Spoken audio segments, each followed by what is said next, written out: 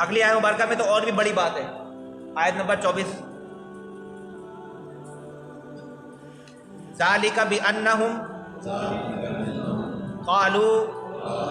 لن تمسنا النار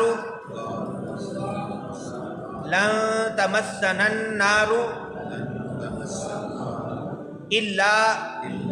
ایاما معدودات وغرہم فی دینہم ما کانوا یفترون۔ اچھا، یہ جو ان کی اس طرح کی باتیں ہیں کہ جھوٹ بولتے ہیں ڈٹائی کے ساتھ، اور پھر وہ اپنی کتاب کو ہی نہیں مانتے، اور اس طرح کی سرکشیاں، انبیاء کو قتل کرنا اور یہ ساری باتیں، یہ ان کے ذہنوں میں کیا مسئلہ ہے؟ ایسی کیا ان کی سوچ کس طرح کی ہے، یا ایسی سوچ کیسے بن گئی ان کی کہ وہ اس قدر مطلب ڈٹائی کر رہے ہیں، انبیاء کو قتل کر رہے ہیں، اللہ کی جو کتاب ان کے اوپر نازل ہوئی تورات اس کو بھی نہیں مان رہے یہودی، اتنے زیادہ کیسے ہو گئے؟ مطلب اتنی جرت کیسے آ گئی ان کے اندر؟ واضح اللہ تعالیٰ کے احکامات کو نہیں مان رہے۔ ذالک بأنہم، اللہ تعالیٰ نے آیت مبارکہ میں ان کی یہ وجہ بیان فرمائی کہ ان کے اندر یہ جرت کیسے آئی۔ ذالک بأنہم، یہ اس لیے ہے کہ بے شک یہ لوگ قالو کہتے ہیں لن تمسنا النار الا ایاما معدودہ، کہ ہمیں جہنم کی آگ نہیں چھوئے گی الا ایاما معدودات، مگر کچھ دنوں کے لیے۔ ہم اکبر اگر اب ہمارے گناہوں کی وجہ سے کوئی عذاب اگر آئے گا بھی تو وہ کچھ دنوں کے لیے ہوگا۔ اس کے بارے میں تفسیر کا جاتا ہے کہ 40 دنوں کے لیے ہوگا، کیونکہ جب موسیٰ علیہ السلام تورات پر لینے کے لیے کوہ طور پر چلے گئے تو 40 دن جب وہاں پر قیام فرمایا تو پیچھے انہوں نے کیا کیا؟ بچڑے کو معبود بنا دیا، بچڑے کو معبود بنا دیا، 40 دن اس بچڑے کی عبادت کرتے رہے۔ موسیٰ علیہ السلام واپس آئے اور پھر آپ نے بولا یہ کیا 40 دن میں تم سے دور گیا اور تم نے پھر وہی پرانے کام شروع کر دیے۔ تو وہ جو 40 دن انہوں نے غلط کام کیا تو اس کے بارے میں ان کا یہ گمان ہے کہ شاید ہمیں 40 دن جو ہم نے غلط کام کیا تو 40 دن کا ہی ہمیں عذاب ہوگا۔ اپنے ذہن سے خود ہی اسٹوری بنائیے، کوئی قرآن کی آیت یا کوئی تورات کی آیت نہیں ہے کہ تمہارے پاس 40 دن کا یعنی کہ عذاب ہوگا یا کیا ہے۔ دوسرا ان کا جو خود فریبی تھی، اپنے بارے میں جو کچھ گمانی تھی، جس کا ذکر سورۃ المائدہ کے اندر آتا ہے آیت نمبر 18 میں، نحن ابناء اللہ و احباؤہ، یہ آیت ہے قرآن مجید کہ یہودی کیا کہتے ہیں کہ ہم اللہ کے بیٹے ہیں، وہ احباؤہ، اللہ کے محبوب ہیں، ہم اللہ کے بیٹے ہیں اور اللہ کے محبوب ہیں، ہم پر عذاب کیوں ہوگا؟ اللہ ہم سے ناراض کیوں ہوگا؟ وہ گمان ان کے اوپر کیوں آیا؟ کیونکہ ایک کے بعد ایک سارے نبی ان کی قوم کے اندر آ رہے ہیں۔ انبیاء کرام کا ایک بہت بڑا سلسلہ نبیوں کا، رسولوں کا بنی اسرائیل کے اندر آیا، تو انہوں نے بولا کہ یہ ہم بہت معزز لوگ ہیں، ہماری قوم، ہماری جو کمیونٹی ہے، ہماری یہ جو ہے قوم ہے، یہ بہت زیادہ معتبر اور بہت اللہ کو پسند ہے، اسی لیے ہماری قوم میں ہی ہمیشہ نبی اپنے بھیجتا ہے، رسول بھیجتا ہے، تو اس لیے ہم تو یقیناً اللہ تعالیٰ کے محبوب لوگ ہیں، چنیدہ لوگ ہیں، پسندیدہ لوگ ہیں۔ تو جب ہم اللہ کے پسندیدہ ہیں، ہمارے درمیان لاکھوں انبیاء آئے ہیں،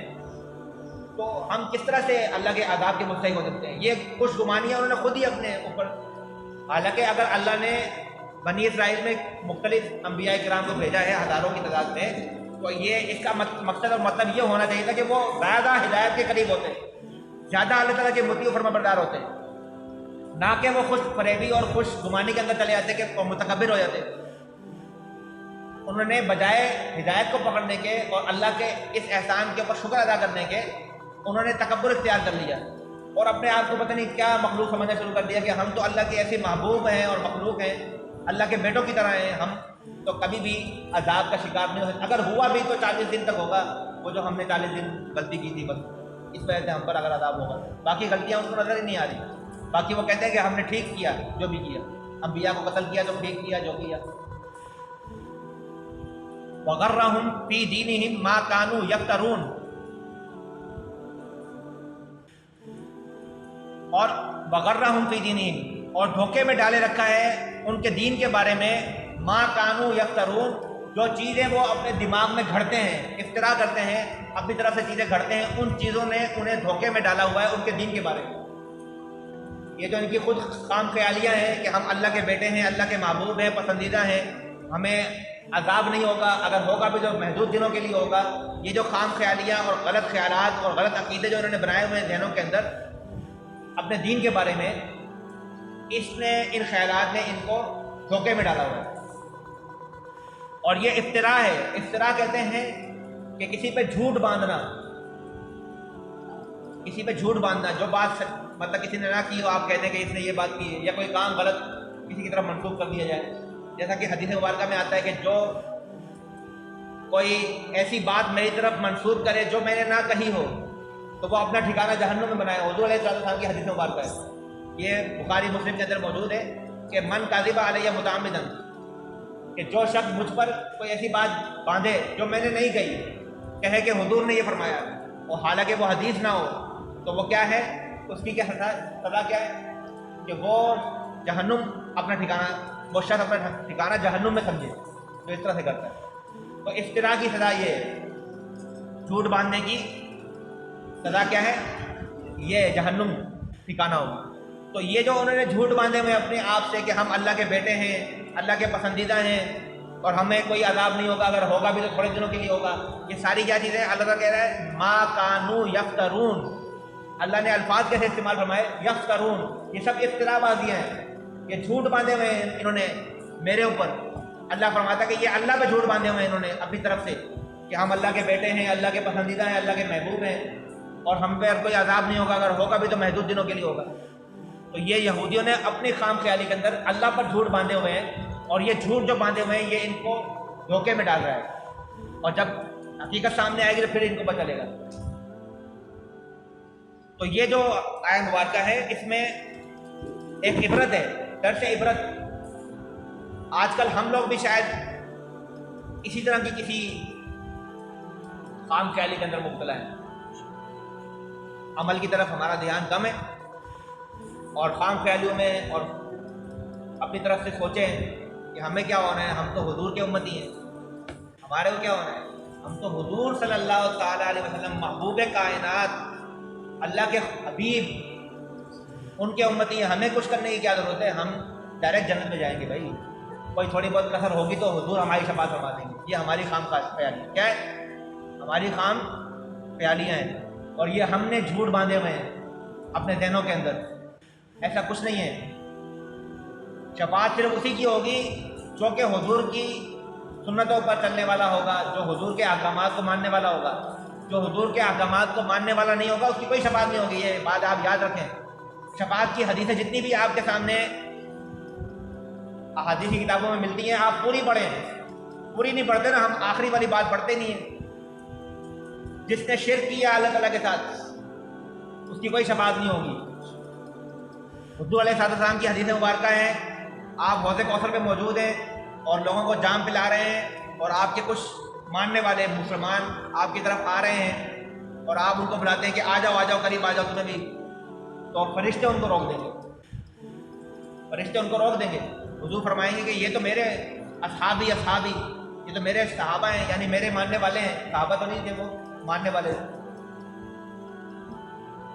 تو فرشتے بتائیں گے کہ یہ آپ کے دنیا سے پردہ فرما جانے کے بعد آپ کے احکامات کو بھول گئے، آپ کی باتوں پر انہوں نے عمل نہیں کیا، کوئی بھی کام صحیح طرح سے نہیں کیا، یہ اس چیز کے حقدار نہیں ہے۔ تو میرا کہنے کا مقصد یہ ہے کہ خام خیالی تو ہم نے بھی یہودیوں کی طرح تیار کی ہوئی ہے کہ ہمارا بھی کچھ نہیں ہوگا، ہم تو سیدھے ڈائریکٹ جنت میں جائیں گے، اگر تھوڑی بہت کچھ دنوں کے لیے چلے بھی گئے جہنم میں تو کوئی مسئلہ نہیں ہے، صرف بھگت کی طرح ہے۔ حالانکہ جہنم کے عذاب کے بارے میں آتا ہے کہ اس دنیا کے عذاب یا آگ کی سزا جو ہم یہاں پر سخت سے سخت ترین دیکھ لیں تو وہ جہنم کے ادنا سے ادنا کے برابر بھی نہیں ہے، اور ہمارا یہ گمان ہے کہ ہم سہ لیں گے اس عذاب کو۔ پتہ نہیں ہے ہم نے کہاں سے گھڑ لیا ہے، ایسا کوئی بھی نہیں سلسلہ۔ وہاں پر کیا ہوگا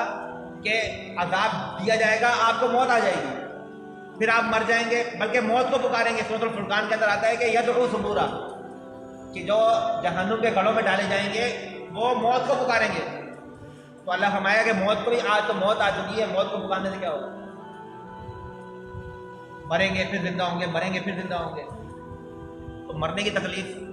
برداشت کرنا پتہ نہیں آسان ہے، شاید ہم لوگوں نے اس کو مذاق بنا دیا ہے۔ تو اس میں یہودیوں کو کہا جا رہا ہے، لیکن عبرت تو ہمارے لیے بھی ہے، ہر اس شخص کے لیے عبرت اس کے اندر ہے کہ جو اپنے ذہن میں خود ہی کوئی دلیل ہے آپ کے پاس اس بات کی، کوئی گارنٹی ہے کہ آپ کی نمازیں قبول ہو رہی ہیں، کیا کوئی گارنٹی ہے کہ آپ کو حضور کی شفاعت ملے گی 100%؟ کوئی گارنٹی ہے کسی کے بعد لکھا ہوا ہے؟ نہیں، گارنٹی کسی چیز کی نہیں ہے۔ گارنٹی صرف ایک ہی چیز کی ہے کہ ان الذین آمنوا وعملوا الصالحات، کہ بے شک وہ لوگ جو ایمان لائے وعملوا الصالحات، اور نیک عمل کرتے رہے کرتے رہے کرتے رہے، شروع سے لے کے آخر تک نیک عمل کرتے رہے، اور خاتمہ بھی ان کا ایمان پر ہوا۔ انما الاعمال بالخواتیم، حضور کی حدیث کہ اعمال کا دار و مدار خاتمے پر ہے، خاتمہ بھی ایمان پر ہوا، تو پھر گارنٹی ہے فلہم اجر غیر ممنون، تو ان کے لیے بے شمار اجر ہے اللہ تعالیٰ کے پاس۔ لیکن اس کے دوران بھی اگر کوئی غلط عمل کیے ہیں تو ان کی سزا تو ملے گی، گارنٹی کسی چیز کی نہیں ہے۔ یہ ساری باتیں جو ہیں نا، یہ ہم نے اپنی طرف سے گھڑی ہوئی ہیں۔